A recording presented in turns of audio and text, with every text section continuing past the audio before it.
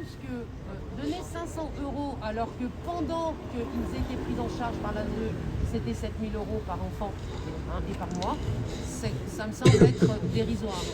Alors, en plus de ça, les besoins tout d'un coup diminueraient. c'est d'abord les besoins diminueraient, puis une autre question qui se pose, parce qu'on sait qu'il y a une variable par rapport aux attributions financières de l'ASE en fonction du type d'enfant. On voit aujourd'hui une recrudescence de recrutement d'enfants autistes ou handicapés parce que ça rapporterait plus d'argent. Donc il y a des gens comme ça qui se disent bah tiens on va prendre des enfants des parents parce qu'il y a plus de pognon à se faire. On a des cas quand même très critiques en France où on voit des enfants pris à leur maman parce que soi-disant ils seraient trop fusionnels avec leur mère. C'est quand même un peu délirant et l'ASE, j'ai presque envie de dire une chose, est en train de jouer une carte extrêmement dangereuse. Par ailleurs, on découvre en ce moment qu'il y a aussi des enfants migrants qui passent à travers ces centres, qui disparaissent parce que des écrans radars, pour une raison très simple, parce qu'entre guillemets, ils n'ont pas d'identité, ni nom, ni prénom, ni parents qui cherchent à savoir où ils sont. Et donc, on se pose de plus en plus de questions vis-à-vis du contrôle de l'ASE. Alors, à Nanterre, il y a des juges qui ont dénoncé, le fait que l'ASE, c'était l'impunité, que l'ASE ne respectait pas les droits de visite, les injonctions que les juges, les décisions que les juges donnaient, finalement, suite au meurtre. Je ne sais pas s'il est mort, le jeune, dans une chambre d'hôtel. Oui, il est mort. La semaine dernière. Alors, je ne me souviens pas bien de l'histoire, mais alors, il y a un point qui est très important aussi par rapport à l'ASE. Il y a un truc qui est quand même pas normal et qui se passe en France, c'est comment ça se fait que quand il y a des parents qui passent, le responsable de l'ASE voit le juge des enfants avant qu'il y ait le principe du contradictoire, c'est-à-dire le parent plaignant qui rentre dans la pièce. C'est encore un phénomène extrêmement étrange et que français. Comme si la parole de la responsable de l'ASE primait sur la parole du parent plaignant qui cherche à sauver son enfant.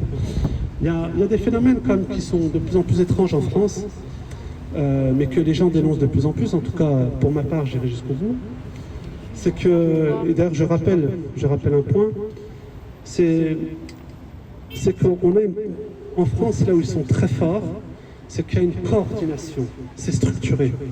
C'est-à-dire que, par exemple, j'ai suivi de près ce qui s'est passé en Allemagne récemment. Il y a eu un coup de filet en Allemagne, que la cellule trafic humain FBI et les services secrets canadiens ont donné aux Allemands une liste de gens qui faisaient du trafic d'enfants via Internet. Il y a eu 30 000 arrestations.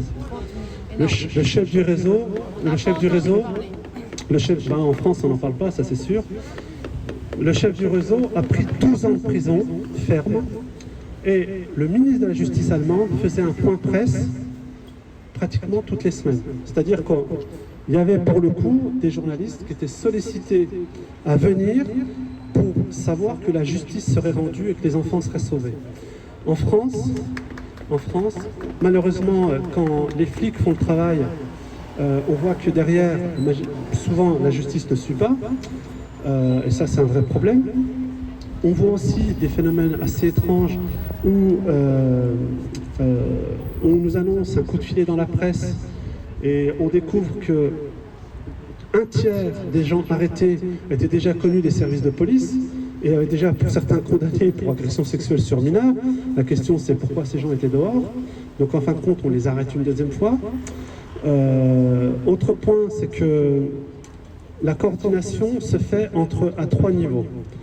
C'est-à-dire que si l'enfant est pris au piège d'un réseau, ce qui est la majorité des cas en France, on nous dit exprès qu'il y a 92% de cas incestueux. Oui, c'est normal.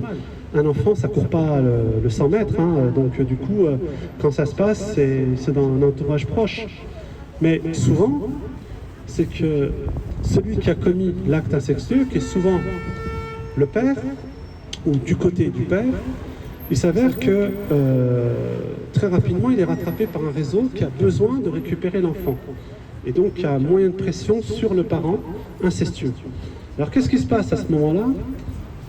Au niveau du commissariat, on a des enquêtes qui sont falsifiées. Moi, j'ai pas eu peur de dénoncer ce qui s'est passé dans le commissariat du 17e. Je cite son nom. La policière Émilie Salé n'a pas hésité à falsifier l'enquête dans mon affaire. Je pense qu'elle a dû le faire dans d'autres, puisque manifestement elle a la main. Et elle a été promue à la suite de ça chef de la brigade de la protection de la famille. Il faut savoir qu'en France, on a des noms, on est très fort pour trouver des jolis noms. Brigade de protection de la famille. Ces brigades de protection de la famille n'ont jamais arrêté un seul réseau pédocriminel depuis que ça existe. À quoi elles servent? Et la majorité des mamans plaignantes sont littéralement massacrées, écrasées, parce que la première chose que font ces gens, en général, ceux qui sont liés à des réseaux, c'est de mettre en doute la parole et de l'enfant et du parent plaignant.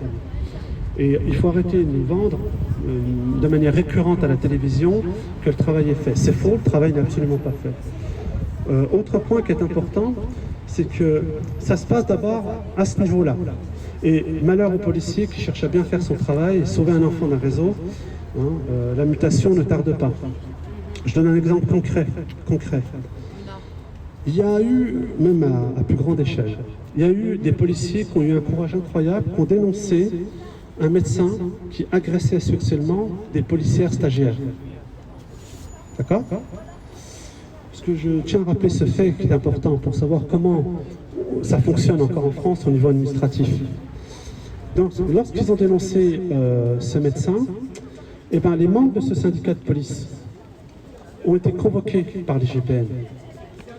On a commencé à les emmerder. Et un des responsables du syndicat a été traîné devant une commission disciplinaire. Il faut savoir qu'ils n'ont rien lâché. Ils ont dénoncé ce médecin auprès du procureur. Aujourd'hui, ce médecin a été jugé, condamné.